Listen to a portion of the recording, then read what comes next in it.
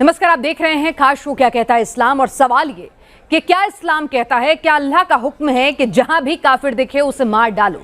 ये हम नहीं कह रहे हैं, जाकिर नाइक का एक बयान जो है इन दिनों सोशल मीडिया पर बहुत वायरल हो रहा है। और जाकिर नाइक के फॉलोअर्स की एक बड़ी तादाद है इस्लाम को मानने वालों की। हालांकि उसको लेकर तरह तरह की विचारधाराएं हैं और हिंदुस्तान उसे अलग नज़र से देखता है, लेकिन इस बात में कोई शक नहीं कि जाकिर नाइक की एक लंबी चौड़ी फॉलोइंग है।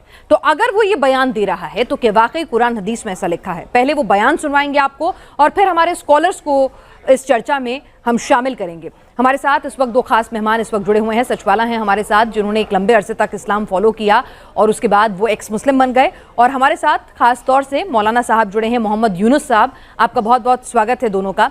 पहले मैं आपको जाकिर नाइक साहब का एक बयान जो वायरल हो रहा है इन दिनों सोशल मीडिया पर वो सुनवाऊंगी, क्योंकि हमारी कोशिश है कि कुरान हदीस क्या कहती हैं, वाकई में क्या अल्लाह का हुक्म है या जाकिर नाइक का जो बयान है वो गलत तरीके से वो बयानी कर रहे हैं। जरा वो सुनिए और उसके बाद फिर हम आगे की चर्चा बढ़ाएंगे। कि जहां भी आप काफिरों को पाओ वहां उनका कत्ल करो।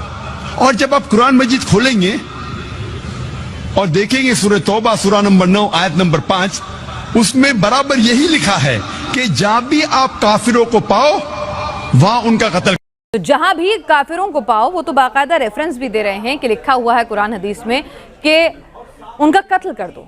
काफिर कौन और क्या इस्लाम, क्या अल्लाह इस बात की इजाज़त दे? बिस्मिल्लाहिर्रहमानिर्रहीम, अस्सलामु अलैकुम वरहमतुल्लाहि वबरकातुहू।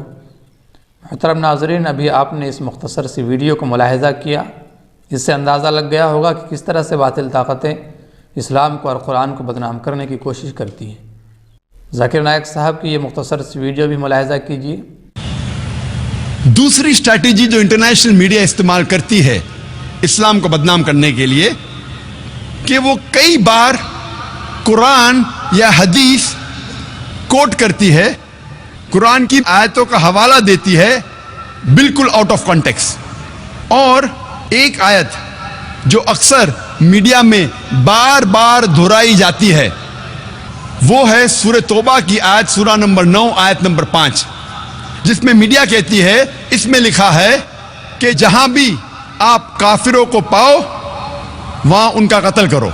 और जब आप कुरान मजीद खोलेंगे और देखेंगे सूरह तौबा सूरा नंबर 9 आयत नंबर 5, उसमें बराबर यही लिखा है कि जहां भी आप काफिरों को पाओ वहां उनका कत्ल करो। लेकिन ये आयत आउट ऑफ कॉन्टेक्स्ट है, पस मंजर के खिलाफ है। आप जानना चाहते हैं कुरान का पैगाम क्या है, आपको पस मंजर को पढ़ना पड़ेगा। You have to read in context. और जब कॉन्टेक्स्ट पढ़ते हैं, सूरह तौबा सूरा नंबर 9 आयत नंबर 1 से पढ़ते हैं, हमें पता लगता है कि एक सुलह थी मुसलमान और मक्का के मुशरिकीन के बीच, और ये सुलह एक तरफा मक्का के मुशरिकीन ने तोड़ दी थी। तो अल्लाह सुब्हाना व तआला सूरह तौबा सूरा नंबर 9 आयत नंबर 5 में उन्हें चेतावनी देते हैं, उन्हें वार्निंग देते हैं, मक्का के मुशरिकीन को खबरदार करते हैं और कहते हैं आपके पास 4 महीने का वक्त है, आप सुधर जाओ वरना ऐलान जंग। बिल्कुल बात वाज़ेह हो गई होगी कि डॉक्टर जाकिर नाइक साहब हफिज़हुल्लाह अपनी वीडियो के ज़रिए क्या कहना चाह रहे थे। बहरहाल अब इस आयत का जायज़ा लेते हैं जिस पर एतराज़ किया जा रहा है। ये आयत सूरह तौबा की है, सूरा नंबर 9 आयत नंबर 5। इस आयत को पढ़ने और इसका तर्जमा करने और इसका मफ़हूम समझने से पहले तमहीदी तौर पर कुछ बातें जान लेनी चाहिए कि मक्कतुल मुकर्रमा, जहाँ जनाब मोहम्मद रसूलुल्लाह सल्लल्लाहु अलैहि वसल्लम पैदा हुए और फिर वहीं से आपने तौहीद की तबलीग लोगों को करना शुरू किया, तौहीद की दावत दी, तो लोग दुश्मन हो गए और हुज़ूर पाक सल्लल्लाहु अलैहि वसल्लम को और सहाबा किराम को तरह तरह की तकलीफ़ें लोगों ने पहुँचाई, मुसीबतें पहुँचाई, बहुत परेशान किया, यहाँ तक कि मजबूर हो गए मक्का मुकर्रमा को छोड़ने पर और मदीना हिजरत करके चले गए। अब एक मरतबा हिजरत करने के बाद फिर हुज़ूर पाक सल्लल्लाहु अलैहि वसल्लम साहब के साथ मक्कतुल मुकर्रमा का इरादा किया ताकि वो उम्रा कर सकें। उम्रा करने के लिए मक्कतुल मुकर्रमा तशरीफ़ लाए। सल्लल्लाहु अलैहि वसल्लम को और सहाबा किराम को عمرہ کرنے نہیں دیا اور اس سے بھی روک لیا۔ بہرحال وہاں ایک صلح نامہ لکھا گیا، ایک صلح ہوا جس کو صلح حدیبیہ کے نام سے جانا جاتا ہے، ایک معاہدہ ہوا۔ اب ایسا ہوا کہ کچھ دنوں کے بعد انہوں نے خود کفار مکہ نے معاہدہ کو توڑ دیا۔ اب ظاہر سی بات ہے جس سے معاہدہ ہوا ہے اور وہی اگر معاہدہ کو توڑ دیتا ہے تو اس کے خلاف ایکشن لیا جانا چاہیے، اور پوری دنیا کی یہ قانون ہے کہ اس کے خلاف ایکشن لیا جاتا ہے۔ تو جب انہوں نے معاہدہ توڑ دیا تو پھر حضور پاک صلی اللہ علیہ وسلم نے مکہ پر حملہ کیا اور پھر مکہ کو فتح کیا۔ تو یہاں تو عقل کا تقاضا یہ تھا کہ جب حضور پاک صلی اللہ علیہ وسلم مکہ کو فتح جب انہوں نے کر لیا تو جنہوں نے معاہدہ کو توڑا تھا، جنہوں نے آپ کو تکلیفیں دی تھی، ان کو کیا کرتے؟ ان کو قتل کر دیتے۔ ان کے پاس پورا اختیار تھا، قانوناً بھی اور ان کے پاس طاقت بھی تھی، لیکن انہوں نے ایسا نہیں کیا، بلکہ ایک امن کا پیغام دیا اور لوگوں کو معاف کر دیا۔ اب اتنا کچھ ہو جانے کے بعد اب ظاہر سی بات ہے کہ وہ مکہ جو مرکز توحید پہلے تھا، اب اس کو پھر مرکز توحید بننا تھا۔ تو اگرچہ ان مشرکین کو جنہوں نے معاہدہ کو توڑا تھا، جو مکہ میں رہنے والے مشرکین تھے، اگر دیکھا جائے تو ان کو فوراً قتل کیا جانا چاہیے تھا، لیکن اسلام نے، حضور پاک صلی اللہ علیہ وسلم نے انہیں مہلت دی، اور ان کو اتنا مہلت دیا گیا کہ وہ اس مکہ کو خالی کر کے کسی دوسری جگہ چلے جائیں اور وہاں امن کے ساتھ رہیں۔ تو اس آیت میں اگر ہم اس کے سیاق و سباق کو اگر دیکھیں گے تو بات بالکل واضح ہو جائے گی کہ یہ آیت کن مشرکین کے بارے میں ہے۔ اب اس وقت جو مشرک تھے وہ 4 قسم کے مشرک تھے وہاں پر۔ ایک تو وہ تھے کہ جن سے کوئی معاہدہ نہیں ہوا تھا، ایک مشرک وہ تھے، مشرکین کی ایک جماعت وہ تھی کہ جن سے معاہدہ تو ہوا تھا لیکن کوئی مدت متعین نہیں تھی کہ کب تک معاہدہ رہے گا۔ تو اب ان دونوں مشرکین، یعنی دونوں قسم جو مشرکین کی ہیں، ان کے بارے میں سورہ توبہ کی یہ 2 آیتیں نازل ہوئیں، براءۃ من اللہ ورسولہ الی الذین عاہدتم من المشرکین فسیحوا فی الارض 4 اشہر واعلموا انکم غیر معجز اللہ وان اللہ مخزی الکافرین، کہ مسلمانوں یہ اللہ اور اس کے رسول کی طرف سے دستبرداری کا اعلان ہے ان تمام مشرکین کے خلاف جن سے تم نے معاہدہ کیا ہوا ہے، لہٰذا اے مشرکو تمہیں 4 مہینے تک اجازت ہے کہ تم عرب کی سرزمین میں آزادی سے گھومو پھرو، اور یہ بات جان رکھو کہ تم اللہ کو عاجز نہیں کر سکتے، اور یہ بات بھی کہ اللہ اب کافروں کو رسوا کرنے والا ہے۔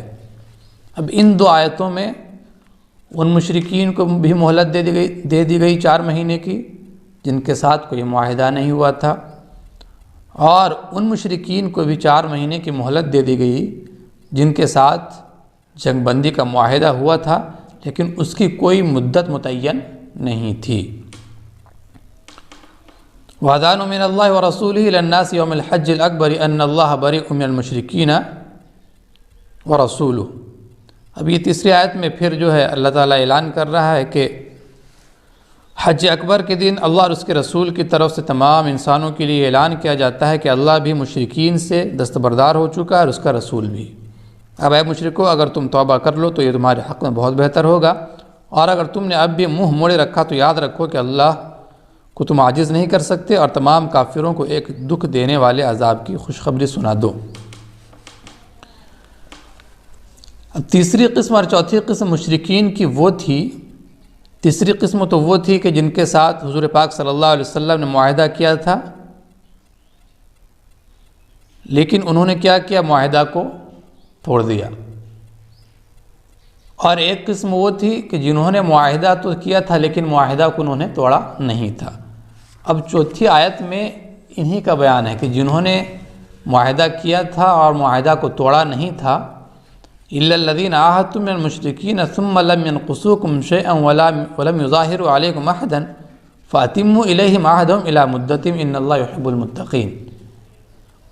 اس آیت میں ان مشرکین کا بیان ہے جن کے ساتھ حضور پاک صلی اللہ علیہ وسلم نے معاہدہ کیا تھا، اور معاہدہ ہوا تھا ایک مدت متعین تک کے لیے، اس معاہدہ کی مدت متعین تھی۔ تو جس وقت یہ اعلان کیا جا رہا تھا اس وقت ان کے معاہدہ کی مدت 9 مہینے بچ رہی تھی، تو اللہ تعالیٰ نے حضور پاک صلی اللہ علیہ وسلم کو یہ پیغام دیا کہ وہ لوگ جن سے آپ نے معاہدہ کر رکھا ہے، جو معاہدہ کو جنہوں نے توڑا نہیں ہے اور انہوں نے آپ کے خلاف کسی دوسرے آپ کے دشمنوں کا ساتھ بھی نہیں دیا ہے، تو ان کے عہد کو، ان کے معاہدہ کو آپ پورا کیجئے۔ فَأَتِمُّوا إِلَيْهِمْ عَهْدَهُمْ إِلَى مُدَّتِهِمْ، تو ان کے ساتھ کیے ہوئے معاہدہ کی مدت کو پورا کرو۔ اب جو یہ 5ویں آیت ہے، یہ ان مشرکین کے بارے میں ہے کہ جن سے معاہدہ کیا تھا حضور پاک صلی اللہ علیہ وسلم نے اور انہوں نے معاہدہ کو توڑ دیا۔ جب معاہدہ توڑ دیا تو ان کے خلاف فوراً ایکشن لیا جانا چاہیے تھا، لیکن وہ مہینہ جس کو اشہر حرم کہا جاتا ہے، یہ 4 مہینے تھے جن میں جنگ اور قتال کرنا جائز نہیں تھا۔ یہ ذی القعدہ، ذی الحجہ اور محرم اور رجب کا مہینہ، تو جس مہینے میں اعلان کیا جا رہا تھا یہ حج کا مہینہ تھا، تو یہ اشہر حرم میں سے آتا ہے، یہ حرمت والا مہینہ، اس میں جنگ نہیں کیا جا سکتا تھا۔ تو اسی لیے اللہ تعالیٰ نے یہ حکم دیا فَإِذَا انْسَلَخَ الْأَشْهُرُ الْحُرُمُ فَاقْتُلُوا الْمُشْرِكِينَ حَيْثُ وَجَدتُّمُوهُمْ وَخُذُوهُمْ وَاحْصُرُوهُمْ وَاقْعُدُوا لَهُمْ كُلَّ مَرْصَدٍ، کہ جب حرمت والے مہینے گزر جائیں تو ان مشرکین کو جنہوں نے تمہارے ساتھ بدعہدی کی ہے، تمہارے معاہدہ کو توڑ دیا ہے، تو جہاں بھی پاؤ قتل کر ڈالو اور انہیں پکڑو، انہیں گھیرو اور انہیں پکڑنے کے لیے ہر گھات کی جگہ تاک لگا کر بیٹھو، یعنی جس طرح سے جنگ میں کیا جاتا ہے۔ ہاں اگر وہ توبہ کر لیں، ہاں اگر وہ توبہ کر لیتے ہیں اور مسلمانوں والا کام کرتے ہیں، نماز قائم کرتے ہیں، زکوٰۃ ادا کرتے ہیں، تو ان کا راستہ چھوڑ دو، یقیناً اللہ بہت بخشنے والا بڑا مہربان ہے۔ تو یہ آیت جو ہے یہ ان مشرکین کے بارے میں ہے جنہوں نے معاہدہ کو توڑ دیا تھا۔ جب معاہدہ کو توڑ دیا تھا تو ان کو فوراً قتل کیا جانا چاہیے، لیکن ان کو بھی مہلت دی گئی، اتنی مہلت ان کو بھی مل گئی کہ اگر چاہیں تو آرام کے ساتھ یہاں سے مکۃ المکرمہ کو خالی کر کے چلے جا سکتے ہیں اور پھر آرام کے ساتھ زندگی گزار سکتے ہیں، اور اگر یہیں رہنا ہے ان کو تو پھر یہ یہاں کے جو مکۃ المکرمہ کا جو اصول ہے، جو قانون ہے، اس کے مطابق رہیں، اور قانون یہ ہے کہ ایمان لائیں۔ اب دیکھیے آیت نمبر 6، وَإِنْ أَحَدٌ مِّنَ الْمُشْرِكِينَ اسْتَجَارَكَ فَأَجِرْهُ حَتَّى يَسْمَعَ كَلَامَ اللَّهِ ثُمَّ أَبْلِغْهُ مَأْمَنَهُ۔ اب ان آیتوں کو پڑھ کر یہ نہیں بتلائیں گے، اس میں اللہ تعالیٰ نے کہا کہ اگر مشرکین میں سے کوئی تم سے پناہ مانگے، یعنی ان مشرکین جن کے بارے میں یہ احکامات نازل ہو چکے ہیں، اگر اس کے باوجود بھی اگر ان میں سے کوئی پناہ اگر تم سے مانگ رہا ہو تو اسے اس وقت تک پناہ دو جب تک وہ اللہ کا کلام سن لے، پھر اسے اس کی امن کی جگہ پہنچا دو۔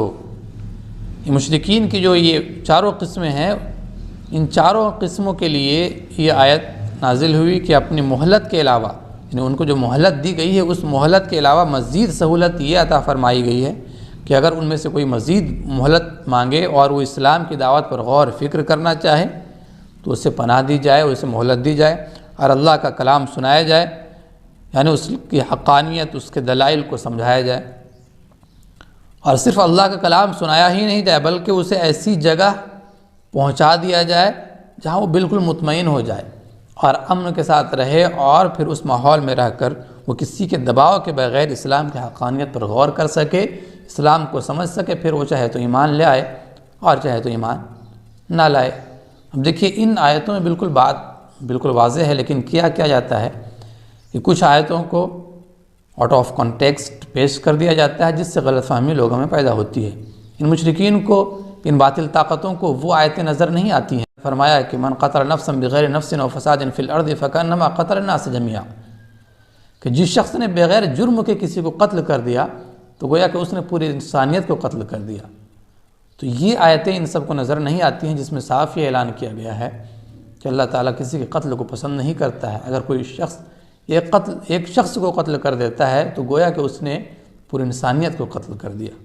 اللہ تعالیٰ سب کو سمجھ عطا فرمائے۔ السلام علیکم ورحمۃ اللہ وبرکاتہ۔